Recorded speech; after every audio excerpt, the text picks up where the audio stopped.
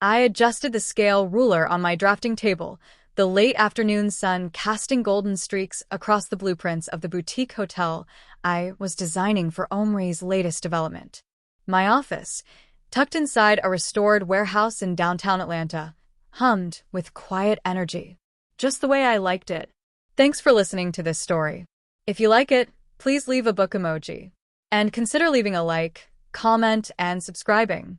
It would help the channel, and I will be filled with gratitude. Hello, I'm Becca Reardon, and at 30, I've learned to balance beauty and structure with precision. My mother, Dr. Marisol Jimenez Pope, once called me a sculptor of cities. My father, Anthony Braswell Reardon, CEO of Braswell Hospitality, preferred my little legacy. And my stepfather, Joseph Pope, who ran 50 Pope hardware and supply stores across the Midwest, simply called me boss. I accepted that nickname. It was my great-grandfather's first, and we had a bond that made it feel right. But my life isn't just steel beams and concrete. I'm engaged to Omri Lyle Anderson, a charismatic real estate developer whose ambition matches his charm. Together, we're building more than buildings. We're building a future. Our daughter, Paloma, named after my maternal grandmother, who died when I was 10, is 3 years old and the apple of everyone's eye. Precocious and sweet, she sat near me with her own drafting table, drawing what she called her new home. Every few minutes, I'd glance over and smile at her jumbo coloring pencils and wonder if she'd follow me into architecture. I hoped so. Omri thought she'd follow him into development. Either way, or something entirely different, we vowed to support whatever path she chose in life. Omri and I met when I was interning at a firm he used for his projects. Sparks flew immediately. 7 months later, I was pregnant. He proposed the day Paloma was born, and we've been engaged ever since. Now that life's settled, Omri wants more children, but not until we're married. The wedding's at the end of summer. I handed the planning reins to my mother and Omri's mom, Celeste. I declared marigold as the accent color and insisted on chocolate somewhere in the cake, then stepped back and let the moms take over. They called often with ideas and updates. I smiled through every video chat, grateful they were getting along and that everything was coming together. Except someone wanted to demolish it. My grandmother, Rebecca Braswell, had other plans. At 78, she was a force of nature, her voice like a cello, her opinions like wrecking balls. Her main one was that she didn't like being called grandma and insisted all 7 of her grandkids simply call her Bex. Her latest opinion was made clear. I should marry Parker Donovan, son of a judge, heir to a legacy of lawyers, and a man who wore righteousness like a tailored suit. She'd been pushing Parker on me since college. I love her, but her meddling nearly ruined our relationship and my annual summer stay in Florida. He's refined, she said over brunch, slicing grapefruit with surgical precision. He's respectable. He's not ostentatious. He's insufferable while being so, I replied, sipping my espresso. And Omri is nothing like him. Parker's stable, she sniffed. And Omri isn't? Well, she snorted, he's irresponsible. I frowned. In what way? He handles money well, works even when he's sick, has no debts, and takes care of our daughter. She looked down her nose at me. That's why. If he had any notion of responsibility, he would have made sure you weren't in trouble before marriage. I was in that bed too, Rebecca, I sighed. Or that chair. Maybe it happened on my kitchen floor. Becca Renais, she hissed. I am your grandmother. Oh, come on, I giggled. You were active once, hence my dad. I'll have you know I'm still active, she huffed. But I don't want to hear about your activities with that man. Your mother should have taught you better than getting pregnant without 2 rings on your finger. I dabbed my mouth with a napkin. Like you taught Dad? Her hand smacked the table. Elegantly, of course. That's enough. Your father's actions with Marisol and Crystal were not a result of the values his father and I taught him. If you hadn't pushed him to marry Crystal for her connections and let him marry Mom when he wanted, your mother was a doctor, Becca. We already had access to great health care. She couldn't contribute to the family the way the Manfords have. We buy pork from farmers who've processed it. We didn't need your mother delivering piglets like she does humans. Grandma, I said, and stared at her. If you ever insult my mom's career again, I swear I'll go another 5 years without speaking to you. Her work is respectable. She's brought countless healthy babies into the world. I find her career more rewarding than any of ours combined. She snarled, "You're not supposed to call me that name in public. I'm too young to be your grandmother. Yet you are. Acknowledge what I said." "Fine," she sighed. "No more about your mother's career. Let's move to a safer topic, the dining and hospitality ball in 4 weeks. Bex," I groaned. "Why do you drag me to that thing every year?" "Because, despite your last name, you're a Braswell. And that means you attend. I want everyone there, including your mother and those brats she had with her husband." I put my fork down. Sophie is a freshman in college at 16. Manny is 14 and thriving. They've never caused problems. Why call them brats? Because they're not Braswells? Do you not recall them ruining my tan silk suit? I giggled. They were 8 and 6. It was an accident. Then why did they laugh so hard? Because it was hilarious. Especially your face when that barbecue sauce soaked into your skin. And you in those overalls Crystal gave you? Priceless. My laugh filled the restaurant. Rebecca sighed and sipped her tea. "You know," she said, "your laughing doesn't appeal to me." I shrugged. "Be mad all you want. It was funny." "Indeed." She wiped her mouth. "Now that's over. I'd like an answer. Will you attend the gala?" "Fine," I nodded. "I'll start looking for a gown in the morning." "No need. I already have one for you. Black with silver trim. Very you." "And Omri?" Her smile was tight. "I'm sure he's old enough to find his own suit." "So am I said. "Return the dress. I'll find something myself." She pulled on her sunglasses, grabbed her purse, and stood. "Always so stubborn. You'll wear the black. It'll arrive in 2 days." I watched her stalk away. The server handed me the check, and I smiled faintly as I gave her my card. "That woman needs to see a psychiatrist." "Most grandmothers do, Han," she said with a wink. A month later, Omri and I arrived at the gala. The ballroom was a cathedral of power, sparkling chandeliers, champagne flutes, and whispers sharp enough to ruin reputations. People danced, others dined. Barbecue was everywhere. I scanned the crowd until I spotted her, Rebecca, standing like a queen among courtiers in a shimmering white dress that matched her silver hair. "Good old grandma," I muttered as Omri led me to my parents.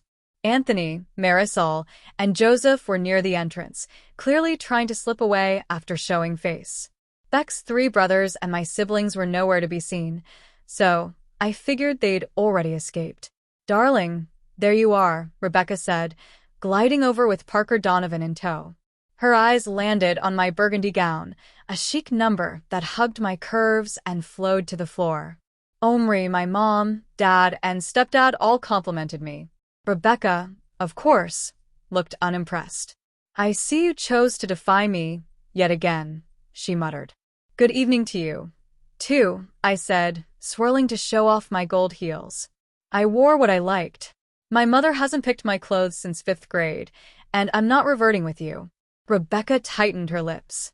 "Surely you all remember Parker. He just returned from Geneva, speaking at a summit on ethics." I nodded coolly. "Sounds riveting." Parker smiled.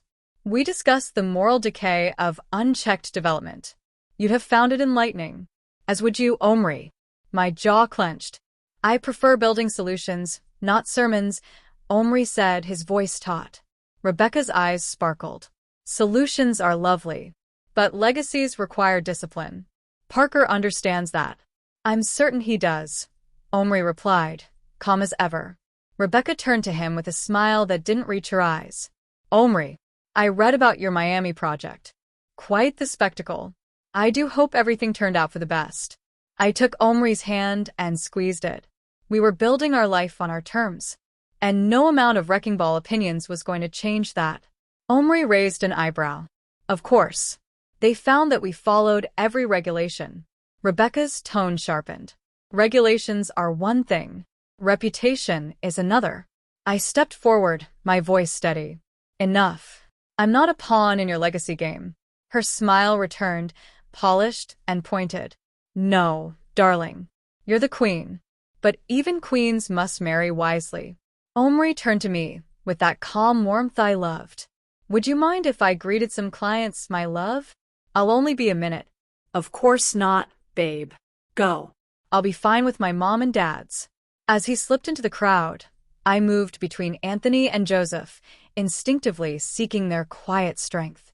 I knew what was coming. Parker launched into one of his signature critiques, polite, condescending, and utterly exhausting. Your fiancé, Becca, he began, his developments are a bit flashy for serious urban planning. Tacky, really. Surely you can steer him towards something more classy. He's using too much shiny, sustainable crap. I didn't blink. Sustainability is my idea, Parker. He chuckled. I admire your optimism, but how much of your work is truly sustainable versus developer vanity? My jaw tightened. I design for people, not portfolios. Rebecca jumped in, ever the strategist. Parker's firm just received a civic award. His courthouse renovation is being called a triumph of restraint. I glanced toward Omri. Restraint is one approach. I prefer vision. Omri returned, placing a gentle hand on my back. I leaned into it. Parker nodded. Omri, I was just admiring Becca's commitment to breathability. Omri smiled. She's brilliant. And brave. Two qualities some cities desperately need. Rebecca's lips thinned. Bravery is admirable, but stability is enduring. I met her gaze. I'm not building a monument. I'm building a life. Parker snorted. Out of garbage, practically. Whatever happened to good old-fashioned metal and wood? I glared. There's plenty of metal and wood in sustainable design. Don't you care about the environment? I'm only here for a few years, Becca. Let the younger ones worry about that. Joseph stepped in. And what if the next generation keeps that mentality? When will someone finally take responsibility? Parker scoffed. I'd think an owner of hardware stores would see my point. How much would you sell in a week, Pope? Joseph didn't flinch. Reclaimed. We're an organic chain. We sell repurposed goods, and wood that was declining naturally. Used, Parker screeched. Rebecca, why is this guy even here? I was ready to defend Joseph, but Anthony gently pulled me aside. She's relentless, Dad, I said. She's not just pushing Parker. She's trying to dismantle Omri and me. Anthony handed me a fresh glass of champagne. I heard she offered Parker a seat on Braswell's board. My breath caught. She's bribing him? She's building a fortress. Around you. But trust me, he's not getting in. I looked out the window at the darkening city. I've spent my life designing structures, but I never built walls for myself. Anthony took my hand. Then let's tear hers down at the foundation. 2 days later, I opened the door to Dad's Floridian home and found Rebecca standing there with a quizzical smile. She stepped inside like she owned the place. Have a look at this, dear, while I say hello to the little one. I watched her glide toward the office where Paloma played, then looked down at the envelope in my hands. What now? I muttered, opening it. Inside was a deed. Parker had purchased the historic Braswell carriage house and renamed it the Donovan Braswell Institute for Civic Design. I stormed into my office and gestured her into the hall. You gave him the carriage house? She smiled. It was languishing. Parker will restore it. You're selling pieces of me. Of my siblings. Her eyes narrowed. I'm securing your future. You may not see it now, but you will. Eventually. Why him? What are you planning now? Nothing, she shrugged. Just making sure it stays in the family. Parker is not family. He could be if you called off that ridiculous wedding and married him. He's even willing to accept your daughter. She handed me another paper, Parker's formal proposal, along with a promise for a donation in my name to a preservation society. A letter outlining our shared values. I gasped. She was thrilled. Rebecca squeezed my hand. Think about it, dear. Parker is the better choice. The right one. Legacy is everything. Several days later, I held a tablet in my hand, reading the article my mother forwarded. I looked over at Omri, who was eating lunch with Paloma. You didn't tell me the zoning issues had been under further review in Miami. He looked up calm. Because they were resolved. Cleanly. but it looks shady. And Parker, he's quoted like some moral compass. Omri stood, eyes darkening. You think I'm corrupt? I hesitated. I don't know what to think. His voice hardened. Then Rebecca's latest plan is working. My eyes widened. You knew? She's playing chess. You're the queen. I'm the threat. I sank into a chair. I need to know who I am without her voice in my head. Omri knelt beside me. Then let's build that silence. Together. Later, I visited Joseph at his latest Pope hardware and supply, located in Tampa. I found him chatting with one of his employees, surrounded by copper piping and paint swatches. I stayed back, waiting for him to finish, but he looked over and spotted me. We'll finish this later, Chuck. My oldest daughter is here. He gestured, and I smiled as I walked over. We hugged, and I sighed. Sorry to bother you, Papa, I said. But Mom's in the middle of a 12-hour shift, so I couldn't call her. I could have tried Dad, but this partially concerns him. Smiling, he said, You know you can talk to me anytime, boss. Friendly voice or silent ear. You'll get the truth. I smiled, knowing he'd always be honest. I told him everything and gave him my phone to read the story about Omri. He read the article quietly, then said, You can build a house with the best materials, but if the foundation's cracked, it won't last. Same goes for love. Fix every crack with patience. And if you don't know how, let the professionals handle it. I nodded, letting his words settle. You know, he added, your father wanted to be with Marisol, not Crystal. Rebecca knew about Marisol long before that store incident and used it against him. I frowned. She knew that long ago, and now, she's trying to do that to me, I whispered. Joseph sighed. I'm glad you didn't let it happen. Omri fits you. Paloma is a blessing.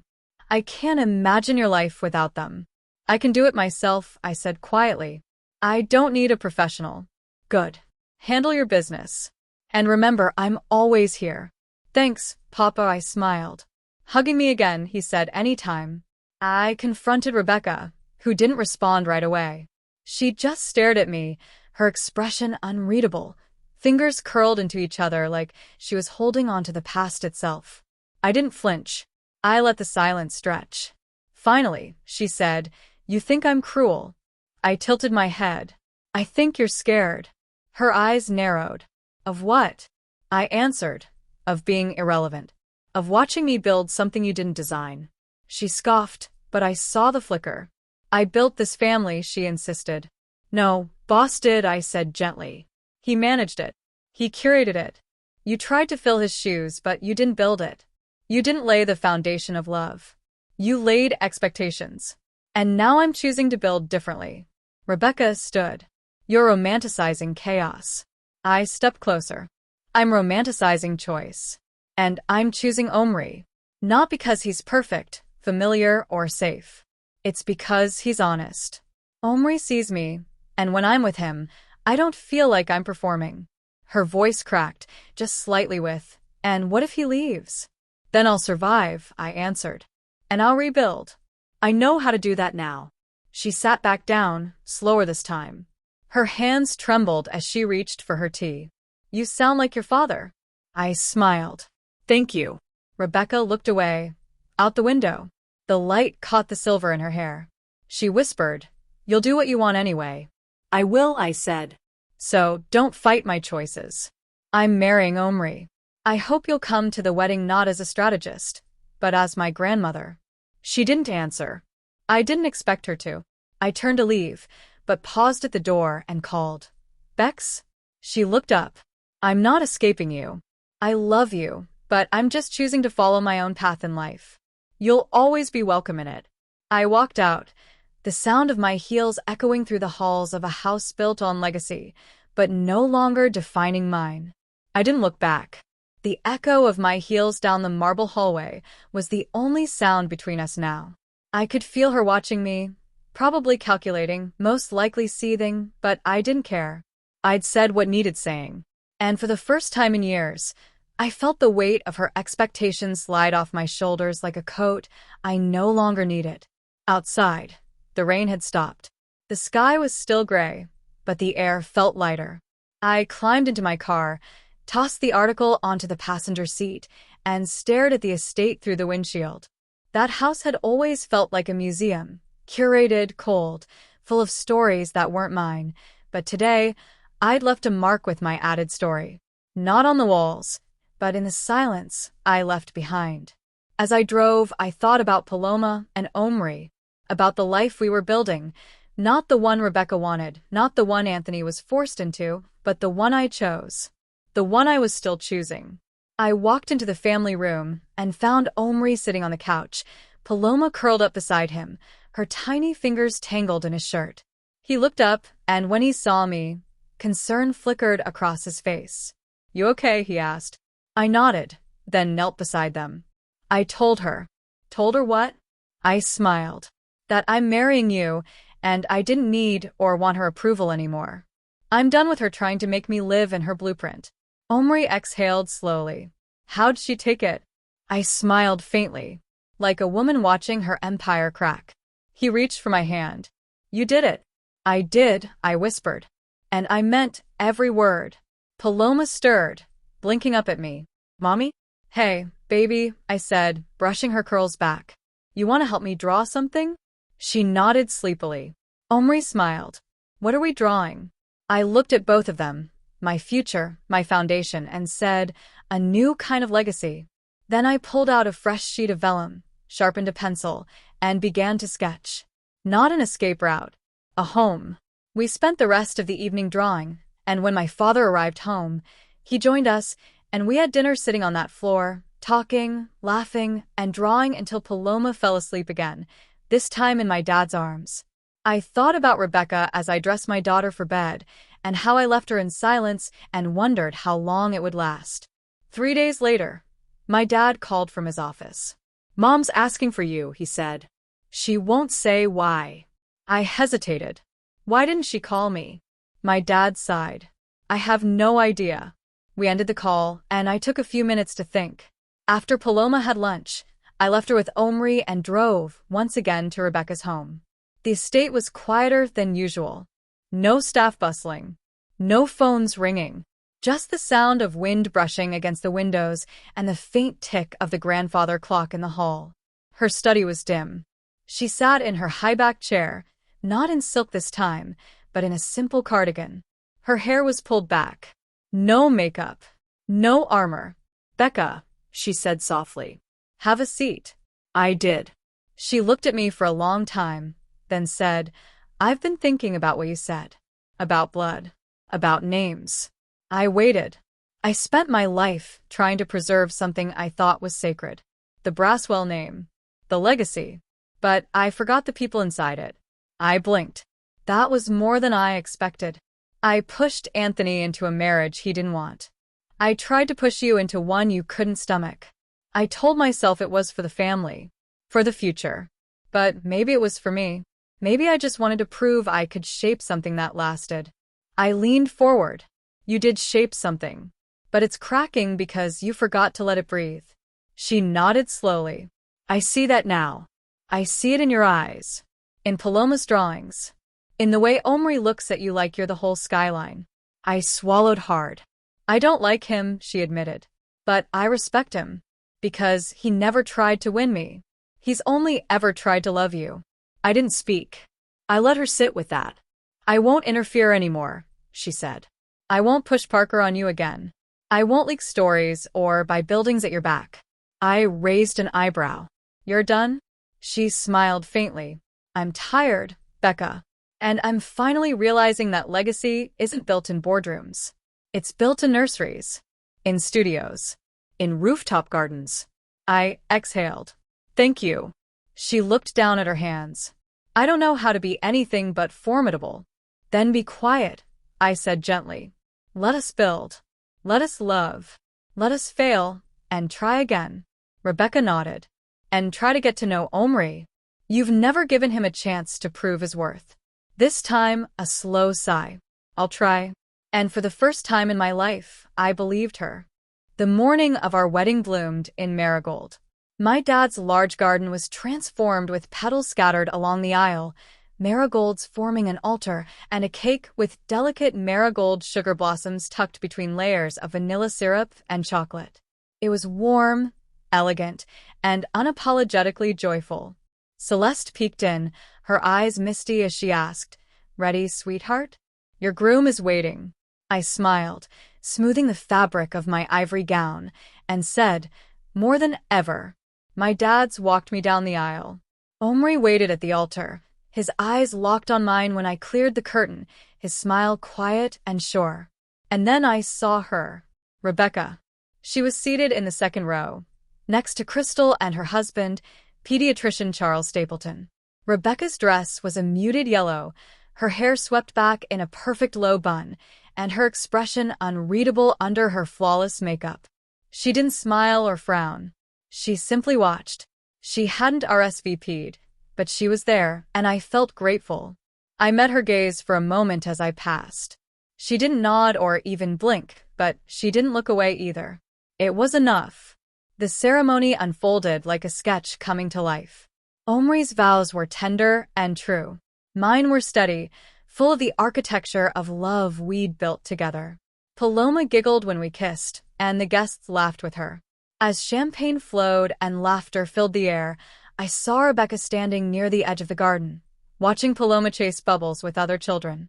She didn't approach them, but when Paloma ran near her, she hugged Rebecca's legs, and Rebecca gently tucked a loose curl behind her ear, bent to hug her back, and then sat at a table with her brothers. Somehow, I felt that was her blessing. We had a beautiful 2-week honeymoon in the Maldives, and I enjoyed my alone time with my new husband, but I was missing our baby girl. 2 days after we flew back to Florida to pick up Paloma, I found an unaddressed envelope in the room I shared with Omri. The cream envelope with a marigold ribbon sat alone on the desk. Inside was a sketch. It was old, edges yellowed, lines faded. A pencil drawing of a young woman standing beside a nurse's desk, her hair pulled into a bun, her eyes closed, her arms stretched over her head, and her belly poked out. The caption beneath read, "Marisol, 1995. And my dad's signature was underneath. I stared at it for a long time. Folded behind the sketch was a deed transfer. The carriage house, once renamed by Parker, was now retitled the Reardon Pope Studio for Civic Design. Rebecca had undone it without apology or fanfare. A week later, I drove to my grandmother's estate. She was in the garden, seated beneath the pergola, a blanket over her lap, and a cup of tea beside her.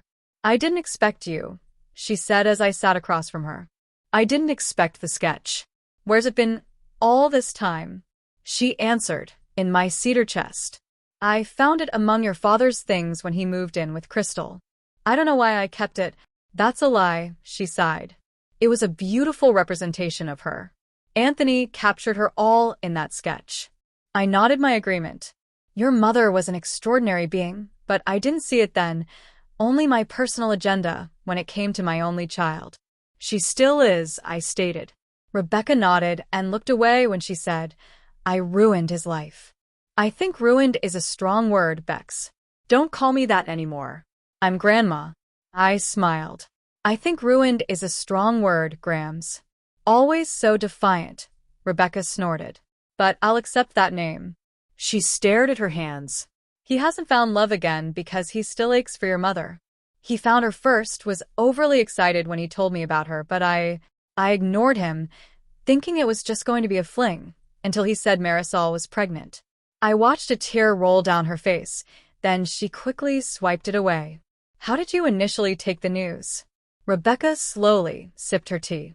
"I was angry. I called her, and that child, every foul name I could think of when he said he was going to propose. Anthony tried to withdraw money from his trust, but I blocked him. He came to me, furious, and said he'd been wanting to propose since he met her, but waited because he wanted her to finish her education. Neither of them thought she was going to get pregnant so early, and he swore that they used protection. I said, sometimes even the best fail." Rebecca nodded. "You're the proof of that. And I'm glad you were." I smiled. Rebecca continued, "I told Anthony I would consent to the withdrawal if the child were a male. If the scan revealed that it was a girl, he'd continue with the wedding that was planned with Crystal. Anthony looked defeated when he showed up here and said it was a girl. I told him to marry Crystal, establish a life with her, and if he still felt he wanted to be with Marisol after 10 years, then I'd keep quiet about the divorce. If he chose Marisol, I'd inform Boss about his behavior, and he wouldn't have taken his actions lightly. As it was, when he did find out, he chewed out Anthony, but by then, he was a participant in the business, a face for the company, so he went easy on him after Anthony promised to increase his role. All he had to do was stay with Crystal for 10 years, and I'd let nature fall where it would. I didn't realize my mistake until after TJ was born, and that I had played the same hand my father and grandfather played. They always preferred a male to run the business, and didn't even consider me. All they wanted me to do was marry and have children. I produced a male, and was done with that whole childbearing mess. Rebecca produced a bottle of rum, and refilled her teacup, making me hide a giggle. After a longer sip, she sighed and said, "My first grandchild and I had treated her the same as those chauvinists. God, how thrilled they all were when TJ was born." I asked, "That's why you wanted me to learn Braswell's?" "Yes," she confirmed. "To fix my stupidity, and to show every male member of the family that women have business minds, too." I asked, "Did you know we were going to be in Tampa? Did you send Dad and Crystal to run into us?" I did not know that Anthony had 2 more children with Marisol. He kept that secret. Crystal told me all about the incident in that grocery store and the DNA testing, and I tried to convince my son that everything fell where it should. 8 months before their 10th anniversary. The timing was beyond ironic, I felt, and no, I did not set that up. I had no idea that Anthony and Crystal would run into Marisol, nor that her family was going to be in town. Nature finds a way, I sighed. Nature found a way, Rebecca corrected. I watched her sorrowful face. And now? Rebecca's eyes studied the roses again. I thought legacy was about names, buildings, Boards. who people were, and what they could do for you. I never looked inside. Maybe a legacy is about what survives us, and not only in death. Watching her, I said, "I think it's about what we choose to leave behind." She glanced at me. "You left behind the version of you I tried to shape." I insisted I had 2 grams. "Nothing you wanted fit who I am."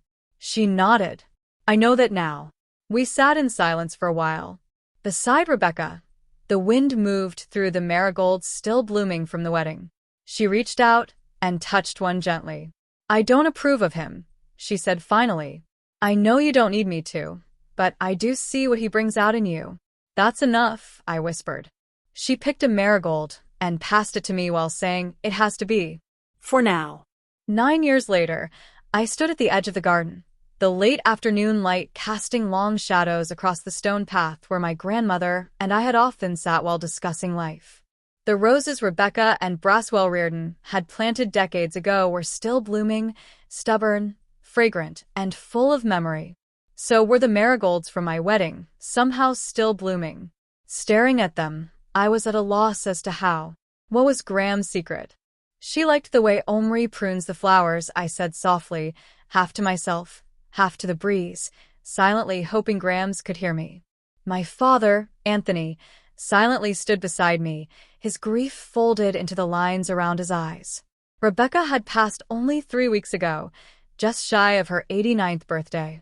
Our final garden meeting had been our last real conversation, one of reckoning, of quiet forgiveness, of choosing love over legacy. She came around, I sighed. Not all at once, but she let herself see him, but not just as the man I married.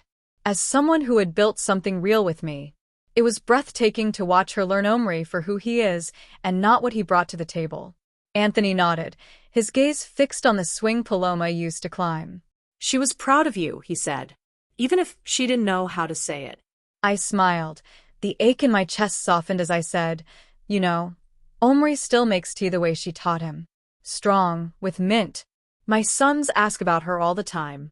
Paloma tells Eitan and Gabriel stories about her antics." "She'd like that," Anthony sighed. Being remembered with a little mischief. We walked slowly back toward the house, the garden behind us glowing in the dusk. I can't believe she left this place to me, I said, looking around again.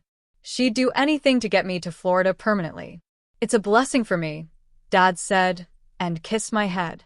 I'd love to have my oldest child here year-round. All the rest are here, so why not you too?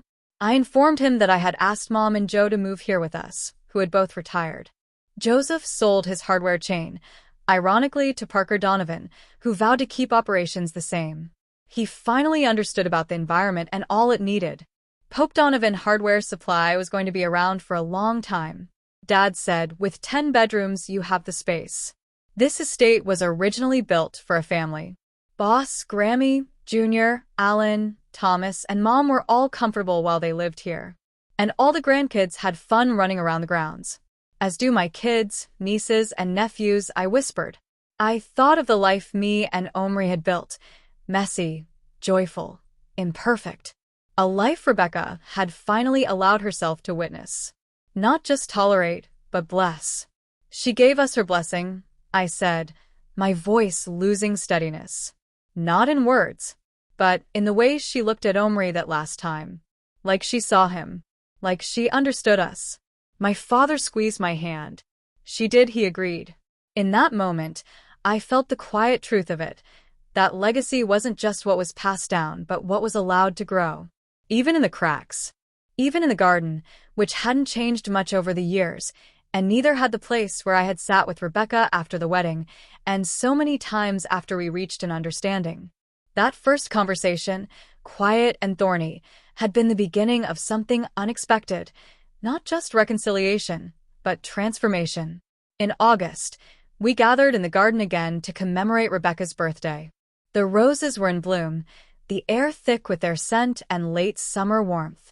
Marisol entered the garden, her silver-streaked hair pulled back, her eyes soft with something unspoken.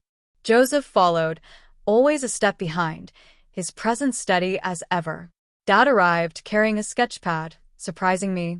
Crystal and her boys arrived, followed by her husband, Charles. He was also retired and spent his days at a golf club, and he sometimes dragged Dad and Joe with him. The children played, and I sat with my parents surrounded by the legacy of a woman who had once ruled this garden with iron grace. I didn't think she'd ever come around, my mom said, her voice low. But after your wedding, Becca, something shifted. She often called me just to talk. No agenda. I looked up surprised. She never told me. She wouldn't, Mom said, smiling. She was proud, even in her softness. But she did more than talk. She paid off Sophie's medical school debt through a foundation she'd set up years ago. I didn't know it until she passed. Crystal nodded, and she sent me a letter, handwritten. Said she regretted how she treated me after the divorce and how she forced the marriage between me and Tony. She also said she saw now that Marisol raised you with strength, Becca, not defiance. I felt the ache rise in her chest and sighed. She never said any of that to me. Dad said, she knew you'd feel it. She was never good with words she felt were soft, but she was trying in her own way. We sat in silence for a moment, the garden holding our grief like a bowl, until Aton ran over and begged us to order from Braswell's. After we did, I turned to my father and noted, you brought a sketchpad. Anthony looked down, sheepish. Habit, he said. I've been drawing a lot since Walker took the CEO seat.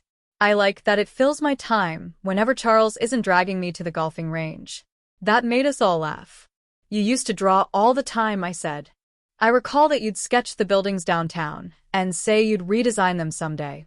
He smiled wistfully and informed, I wanted to study architecture like my grandmother until I started learning about technology and systems. But Mom thought it was frivolous, so I stopped and focused on army life.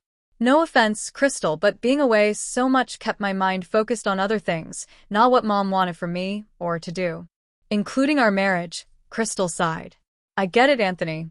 I believe you were robbed of everything you wanted in life, and I'm glad you're finally doing what you want. I reached for his hand. You didn't have to wait, Dad. I know that now, he said. But back then, I thought pleasing Mom was the only way to keep the peace. I scanned the garden full of several children running and playing. Omri and I are starting something, a community space for families, I informed. Part garden, part tech lab that's for everyone, regardless of circumstances. Would you like to contribute? Anthony blinked. You want me to help? I want you to design the layout, she said. The flow. The way people move through it. You see things I don't or can't, and we could use that eye. He looked at me, stunned. You'd trust me with that? I trust you with everything, I said. And I think Grams would have, too, finally. Joseph chuckled. She'd have strong opinions, but she'd show up with a check and a list of plants. Marisol added, and a lecture about soil acidity. They laughed, the kind of laughter that comes after mourning, when the edges of grief began to soften. Mom stood to help my husband, who had pushed a cart of snacks and drinks into the garden. The kids practically attacked the lot. They were truly hungry, and I watched them, hoping the food we ordered would be enough. Grams left us more than money and letters. She gave us the chance to be more honest with ourselves and each other. Anthony looked at his sketchpad, then at the garden. Then let's build something she'd be proud of. And something she wouldn't understand at all. I grinned. That's the spirit. And as the sun dipped low, casting golden light across the roses and marigolds, the family began to imagine what could grow next, not just from legacy, but from love and giving.